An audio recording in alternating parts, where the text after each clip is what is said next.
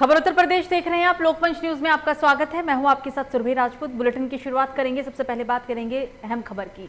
खबर अलीगढ़ से है, जहां भाजपा सांसद सतीश गौतम ने एक बार कहा है कि एएमयू में लगी जिन्ना की तस्वीर को पाकिस्तान भेजना चाहिए। भ्रष्टाचार विरोधी सेना ने सांसद के किए वादे को याद दिलाने के लिए विद्यानगर स्थित कार्यालय पर पहुंचकर इस दौरान जिन्ना विरोध के नारे लगे और सांसद सतीश गौतम ने कहा है कि मेरी भी मांग रही है कि एएमयू में लगी जिन्ना की तस्वीर को हटाया जाए, लेकिन अभी जिस हाल में तस्वीर लगी है उसको छात्र संघ ने बंद कर रखा है।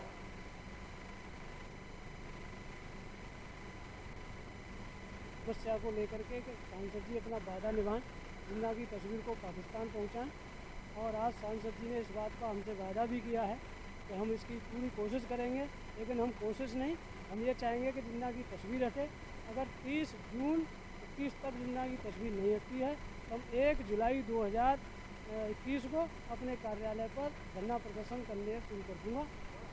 शर्मा जी के द्वारा ये विषय उठाया, ये सच्चाई है कि जिसने देश के टुकड़े करे हों उसको यहाँ इस देश में रहने की तस्वीर की अधिकार नहीं, क्योंकि उन्होंने इतना अत्याचार करा इस देश में।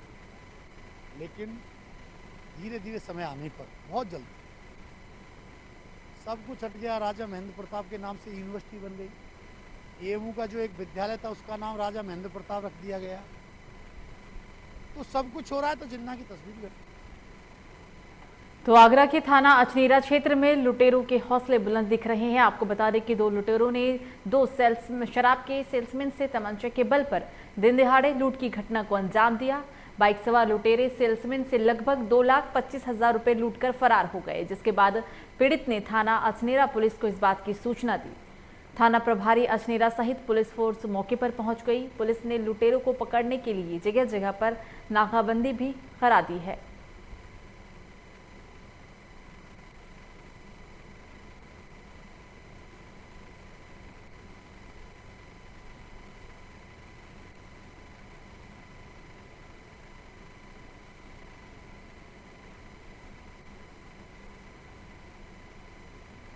तो तमंचे के बल पर 2 लाख से ज्यादा की रकम को लूटा गया। हालांकि इस संदर्भ में पुलिस को घटना की सूचना दी गई। घटना की जानकारी मिलते ही मौके पर पहुंचे थाना प्रभारी अचनेरा सहित भारी पुलिस बल मौके पर पहुंच गई और पुलिस ने लुटेरों को पकड़ने के लिए जगह जगह पर नाकाबंदी भी कराई। पूरा मामला यूपी के आगरा से।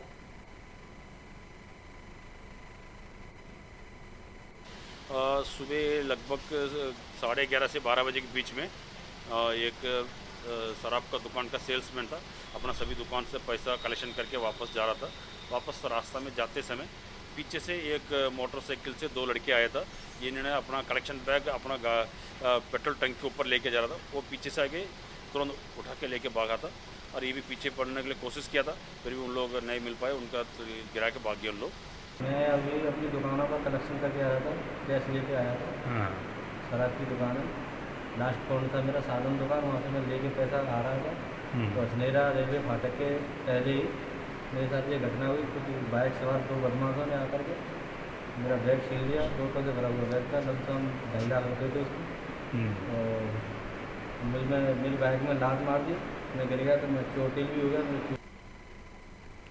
तो अगली खबर भी अलीगढ़ से ही है, जहां जहरीली शराब पीकर 100 से अधिक लोगों अपनी जान गंवा चुके हैं, जिसमें एसएसपी स्तर से जिले में ही नहीं बल्कि अन्य प्रदेशों और जिलों में भी ताबड़तोड़ कार्रवाई की जा रही है। अवैध रूप से शराब बेचने वाले लोगों के हौसले अभी इतने बुलंद हैं कि एक युवक द्वारा अवैध शराब बेचने के विरोध करते हुए शिकायत करने पर दबंगों ने उसके साथ मारपीट की। घायल का आरोप है कि अवैध रूप से शराब बेचने वाले बाप बेटे ने राइफल की बट और डंडों से इतना पीटा कि उसका सिर फोड़ दिया और बाजू भी तोड़ दी गई। मरीज को फिलहाल अस्पताल के अंदर भर्ती कराया गया है।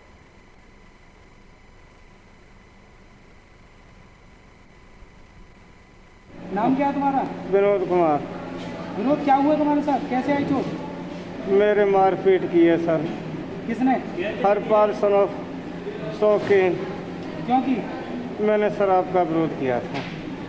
शराब का विरोध किया था। कैसे? कौन बेचता है? बेचता है वो हरपाल। और कौन बेचता है? उसका लौंडा 2 सिपाही लेके आते हैं, पुलिस में लग रहे हैं। उसका एक का नाम सतेंद्र है, एक का नाम।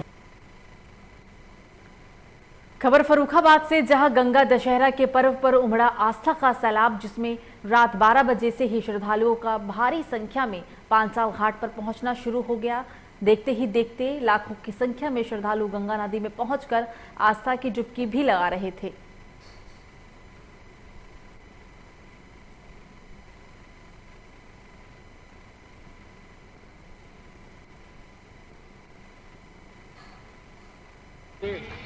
इस वक्त जो भीड़ दिख रही है, मुझे देखकर ऐसा लग रहा है कि कोई भी व्यक्ति यहाँ पर मास्क का प्रयोग नहीं कर रहा। और देखिए मैं सतर्क हूँ और जागरूक हूँ इसके प्रति, इसलिए मैं अपना मास्क पहन कर रखता हूँ। लोगों से क्या कहेंगे? लोगों को मैं बस इतना कहना चाहता हूँ कि कृपया उचित दूरी बनाए रखें और मास्क का प्रयोग करें, क्योंकि कोविड अभी तक यहाँ से गया नहीं है। ये विचार उनके बिल्कुल गलत हैं। वो अगर सोच रहे हैं कि कोविड यहाँ से जा चुका है, तो ऐसा नहीं है। कोविड के नियमों का पालन, क्या भीड़ भाड़ तो आप देख ही रहे हैं। उसके अलावा मास्क, सैनिटाइज़र भी कहीं दुकान पे नहीं दिखाई पड़ा, मास्क भी कोई लोग नहीं लगाए हुए हैं यहाँ पे। और उसके अलावा आप भी देख रहे हैं, दुनिया भी देख रही है कि कैसा क्या चल रहा है यहाँ पे गंगा घाट पे इस समय। और कोई भी मास्क का पालन नहीं कर रहा है, कोई भी डिस्टेंस बना के नहीं चल रहा है, बस यही सब चल रहा है यहाँ पे। क्या लोगों के अंदर से कोरोना का भय खत्म हो गया क्या? बस लगता तो ऐसा ही है देख के, लेकिन जब कोई अपना जाता है तब लोगों को लगता है कोरोना है। वैसे सब हंसी मजाक में टाल रहे हैं इस बात को।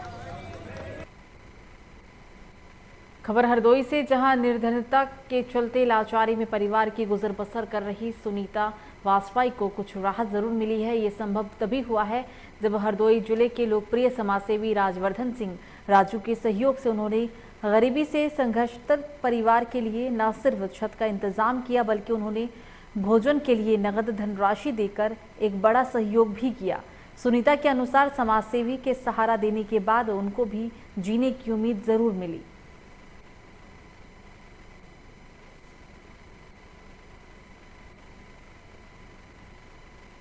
तो हरदोई के अंदर एक समाजसेवी का सराहनीय कार्य सामने आया। निर्धनता के चलते लाचारी में परिवार की गुजर बसर कर रही सुनीता वाजपेयी को कुछ राहत यहां दी गई है। ये संभव तभी हो पाया जब हरदोई जिले के लोकप्रिय समाजसेवी राजवर्धन सिंह राजू ने न सिर्फ उनके सिर पर छत दी, बल्कि पैसों का भी इंतजाम किया। उन्होंने भोजन के लिए नगद धनराशि देकर इस गरीब परिवार के लिए एक बड़ा सहयोग किया है।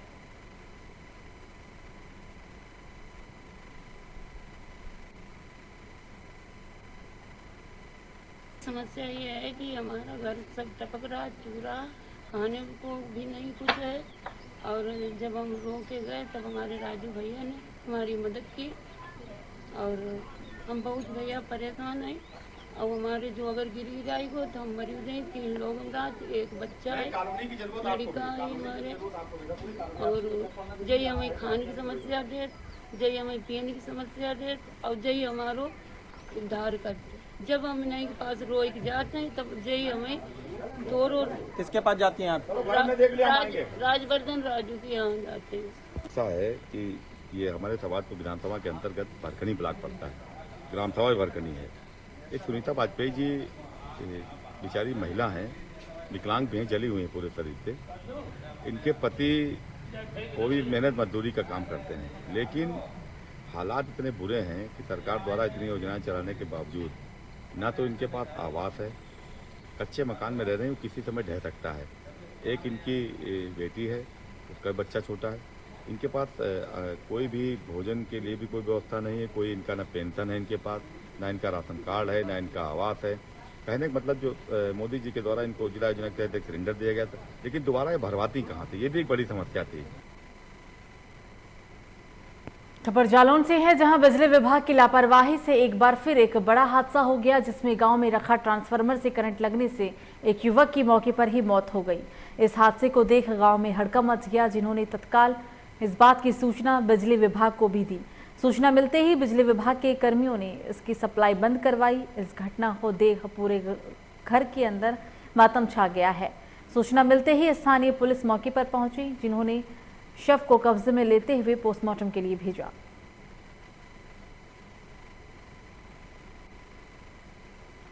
बिजली विभाग की लापरवाही के कारण एक युवक की जान चली गई है। इस हादसे के बाद गांव में हड़कंप मच गया है। युवक की मौत के बाद परिजनों में मातम छा गया है। पूरा मामला यूपी के जालौन से।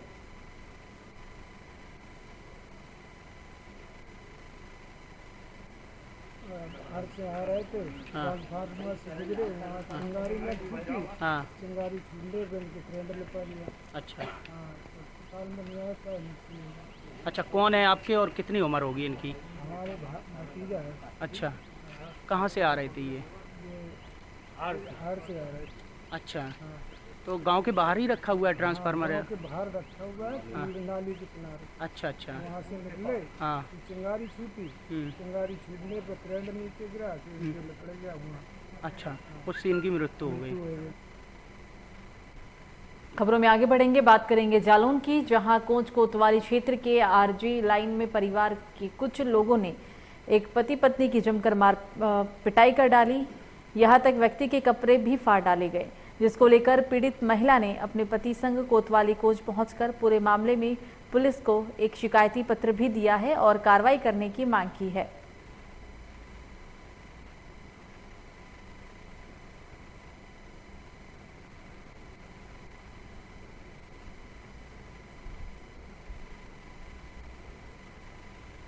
हमें मारा पहले भाई साहब, जे बचाने लगे तो इनको भी मारने लगे। कौन है आपके? तो वे हमारे पति हैं। क्यों मारपीट की गई? हमारी मारपीट ऐसे खेत मरते हैं, खेत में हम रहते थे, वे कहने लगे बांटने के लिए, बांट लो, हमारे कागज लेकर दे दो, तो बात ले गए निकाल के। कितने लोगों ने मारपीट किया? मुस्तफ़ा, साबिर, मुस्ताक, फरीद। काय से मारपीट की है आपके कपड़े? ऐसे घमू से दिए, गर्दन में सकराई थी हमारी। हमारा खबर जालौन से है, जहां ग्राम कुरसेड़ा का युवक नौकरी के लिए घर से रात में फरीदाबाद के लिए निकला। रात में उसके घर वालों के पास फोन आया कि उनके लड़के को अपहरण कर लिया गया है। अपहरणकर्ताओं ने परिवार से बेटी की सलामती के लिए पेटीएम में पैसे मंगवाए, जिसके बाद परिवार वालों ने आरोपी के मांगों को मानते हुए पेटीएम में पैसे भी डाल दिए, जिसके बाद युवक का मोबाइल स्विच ऑफ हो गया और उसका शव परिवार को अगले दिन मिला। अपर पुलिस अधीक्षक राकेश कुमार और सीओ के दिशा निर्देशन पर कार्रवाई शुरू की गई। पुलिस ने शव को कब्जे में लेकर पोस्टमार्टम के लिए भेज दिया।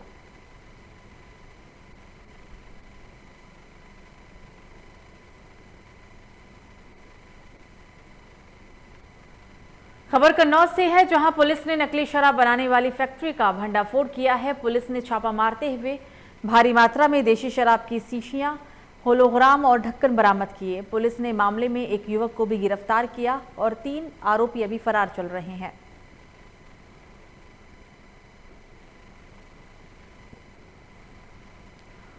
अवैध शराब की फैक्ट्री का भंडाफोड़ किया गया है। एक युवक की गिरफ्तारी हुई है, लेकिन 3 आरोपी जो थे वो मौके से भागने में कामयाब रहे। पूरा मामला यूपी के कन्नौज से। बड़ी कार्रवाई पुलिस के द्वारा देखने को मिली। नकली शराब बनाने वाली फैक्ट्री का भंडाफोड़ किया गया।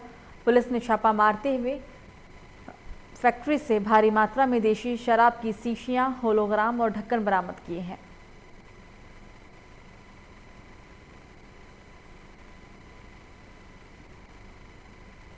तो उत्तर प्रदेश होमगार्ड अवैतनिक एसोसिएशन के प्रदेश अध्यक्ष रामेंद्र कुमार यादव ने एक ज्ञापन सिटी मजिस्ट्रेट को सौंपा और 10 दिन का समय दिया है। उन्होंने पत्रकारों से वार्ता के दौरान कहा है कि होमगार्ड के जवानों का 34 महीने का एरियर भुगतान अभी तक नहीं किया गया। आखिर क्यों? जबकि उत्तर प्रदेश के मुख्यमंत्री योगी आदित्यनाथ के पास सुरक्षा विभाग होने के बाद भी आज तक होमगार्ड के जवानों के साथ अन्याय क्यों हुआ। उन्होंने ये भी कहा कि इस विज्ञापन में कई आदेश भी लगाकर सिटी मजिस्ट्रेट साहब को दे दिए गए और 10 दिन का समय भी दिया गया। इस दौरान होमगार्ड के जवानों को अगर एरियर भुगतान नहीं होता है तो मजबूर होकर होमगार्ड के जवान जिला होमगार्ड विभाग का घेराव करेंगे, जिसकी जिम्मेदारी शासन प्रशासन की होगी।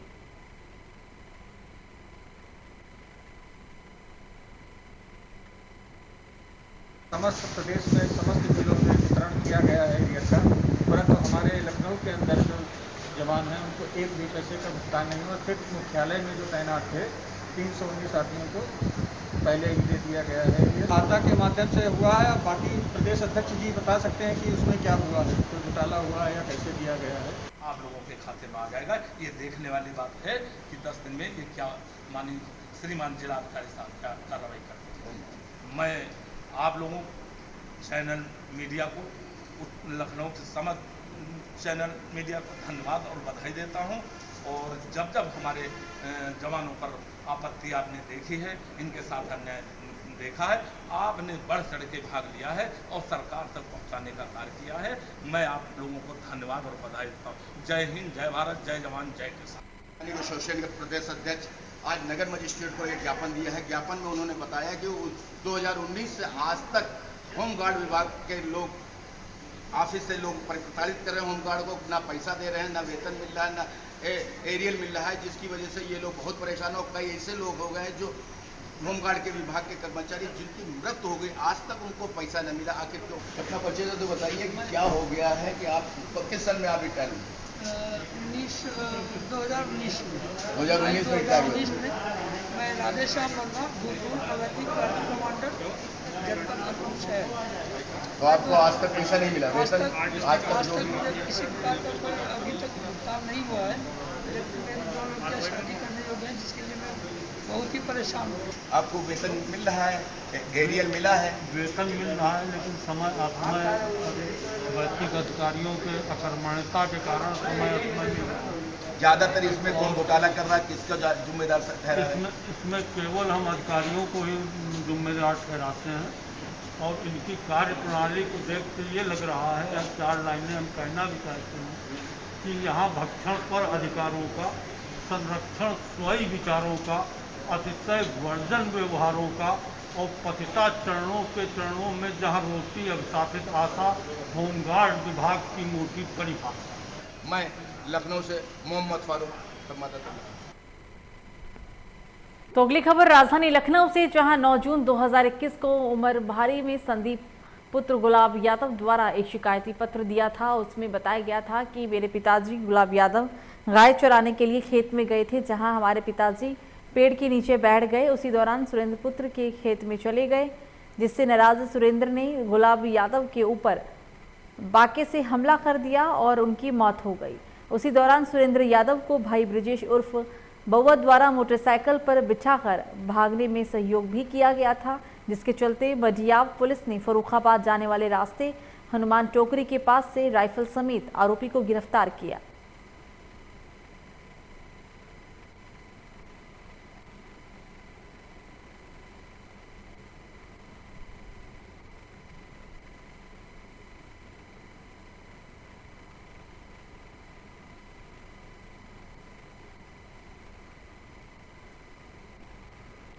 खबरों में आगे बढ़ेंगे, बात करेंगे महाराजगंज की, जहां बिना काम कराए घोटाला किए जाने का मामला प्रकाश में आया है, जिस पर प्राथमिक दर्ज होने के बाद महाराजगंज जिले की कोतवाली पुलिस और क्राइम ब्रांच ने मनरेगा घोटाले के आरोपी परतावल ब्लॉक के एपीओ और कंप्यूटर ऑपरेटर को गिरफ्तार कर लिया है।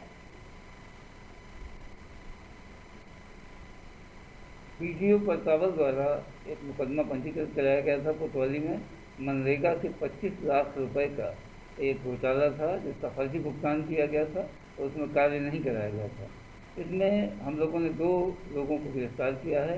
एक विनय मौर्य नाम का जो एपीओ है और एक शिव राम गुप्ता है, ये कंप्यूटर ऑपरेटर है। अभी ये 2 लोग अरेस्ट हुए हैं। इन्होंने पूरा बताया है कि कैसे इन्होंने कार्य किए।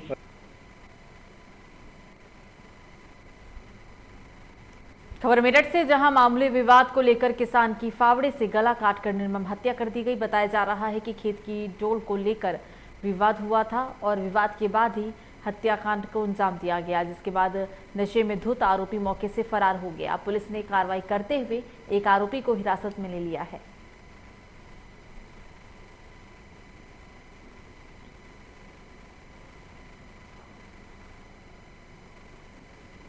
ये भी चक रोड पे झगड़ा था उनसे, डोले के ऊपर जी पानी चल रहा था जी। उनसे कई बार झगड़ा हो लिया, हमने कई बार उनसे मना की, ठीक है भैया झगड़ा मत करो जी। और उन्होंने लास्ट में 4-5 बार झगड़ा हुआ, पीछे ही वो कदम काट दिया। अच्छा। हवाले से कदम काट दिया। तो मुरादाबाद में ठाकुरद्वार पर पीआरबी पर तैनात फरार फर्जी पुलिस वाले सुनील सोनी को पुलिस ने गिरफ्तार कर लिया है। सुनील अपने जीजा की जगह 5 साल से पुलिस में रहकर नौकरी कर रहा था।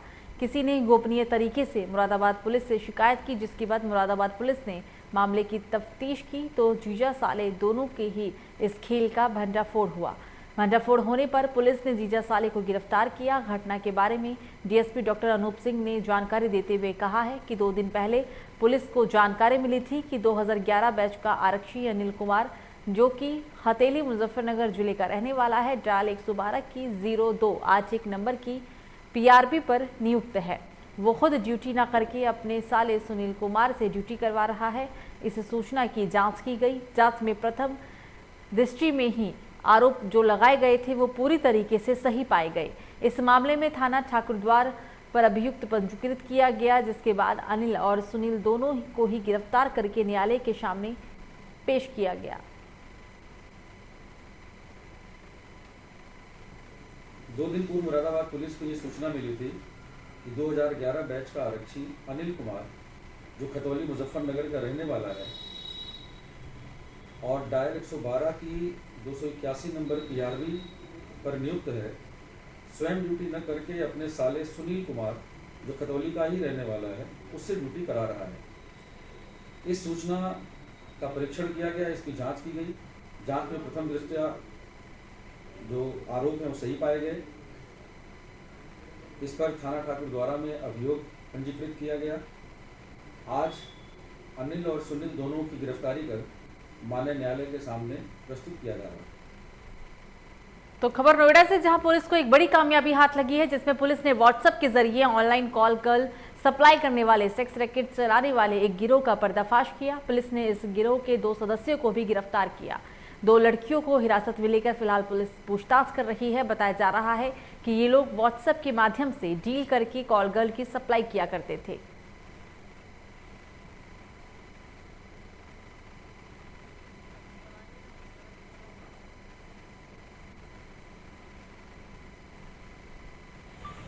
हमको कुछ दिन पहले एक नंबर की सूचना प्राप्त हुई थी, जिसके माध्यम से व्हाट्सएप पे ऑनलाइन डील फिक्स करके लड़कियां देह व्यापार के लिए सप्लाई की जाती थी। तो ये लीड प्राप्त करके हमारी जो एंटी ह्यूमन ट्रैफिकिंग यूनिट है, इंस्पेक्टर देवेंद्र सिंह के नेतृत्व में उन्होंने इस लीड पे काम करना शुरू किया और एक कस्टमर की भूमिका बना के इस नंबर पे वार्ता करनी शुरू की लड़कियों की बुकिंग के लिए। और आज के लिए वो बुकिंग फिक्स की गई और इसमें हमने एक ट्रैप बिछाया और जो 2 अभियुक्त थे जो लड़कियों को ड्रॉप करने आए थे, तो उनको गिरफ्तार कर लिया गया। खबर सोनभद्र से है, जहां लगातार 4 दिनों से हो रही बारिश से अब तबाही का मंजर साफ देखने को मिल रहा है, जिसमें एक गरीब के ऊपर बारिश का कहर इस तरह बरपा कि बारिश ने आशियाने को ही ढहा दिया। उस परिवार को सिर छुपाने के लिए सामुदायिक शौचालय में अपने 8 बच्चों के साथ रहना पड़ रहा है।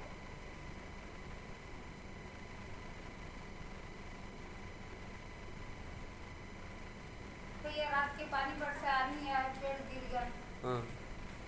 10-15 साल से ही आवास हमार आई रहा नहीं बन पाएगा। अच्छा। अच्छा, तो पैसा अभी तक नहीं आया? पैसा आया नहीं। तो ये बताइए कि कितने लोग हैं आप लोग परिवार में? 10-12 लोग। कौन कौन? छोटे लड़की हमारे। अच्छा। छोटे-छोटे 2 लड़का। तो इस बीच बांदा से एक बड़ी खबर सामने आ रही है, जहां 2 दिन से गायब युवक का नदी में शव मिला है। हाथ पैर बांधकर नदी में फेंककर हत्या करने की आशंका सताई गई। सूचना पर पहुंची पुलिस ने शव को कब्जे में लेकर पोस्टमार्टम के लिए भेजा। जसपुरा थाना क्षेत्र के बुंधेला गांव का ये पूरा मामला है।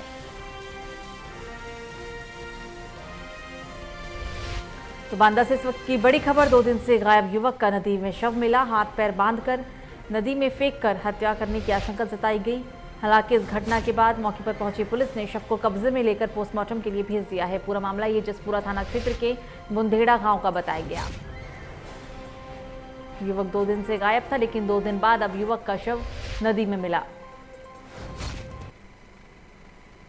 खबरों में आगे बढ़ेंगे, बात करेंगे अनूपपुर की, जहां कोतमा तहसील अंतर्गत सोशल मीडिया पर एक कोरोना मरीज लकी द्विवेदी का वीडियो वायरल हुआ, जिसमें उस मरीज ने कोतमा स्थित निजी क्लिनिक डॉक्टर अशोक राजपूत पर गलत इलाज करने से अपनी स्थिति नाजुक कर देने का आरोप लगाया था और आज उस लड़के की शेड्यूल मेडिकल कॉलेज में मृत्यु हो गई, जिससे आज डॉक्टर अशोक राजपूत का क्लिनिक मुखर्जी चौक स्थित मनेन्द्रगढ़ रोड को कोतमा खंड चिकित्सा अधिकारी ने सील कर दिया है। सोशल मीडिया पर वीडियो वायरल होने के बाद कार्रवाई देखने को मिली। पूरा मामला अनूपपुर से बता रहे हैं। कोतवाली तहसील अंतर्गत सोशल मीडिया पर एक कोरोना मरीज जिसका नाम लकी द्विवेदी बताया गया, उसका वीडियो वायरल हुआ था। मरीज उस वीडियो में निजी क्लिनिक डॉक्टर अशोक राजपूत पर गलत इलाज करने का आरोप लगा रहा है और इस युवक का कहना है कि गलत इलाज करने के बाद ही उसकी हालत नाजुक हुई। हालांकि इस युवक की मौत हो चुकी है। मौत होने के बाद कार्रवाई करते हुए डॉक्टर अशोक राजपूत के क्लिनिक को सील किया गया। मध्य प्रदेश के अनूपपुर का ये पूरा मामला बता रहे हैं। वीडियो वायरल होने के बाद कार्रवाई देखने को मिली। हालांकि इस युवक की मौत हो चुकी है।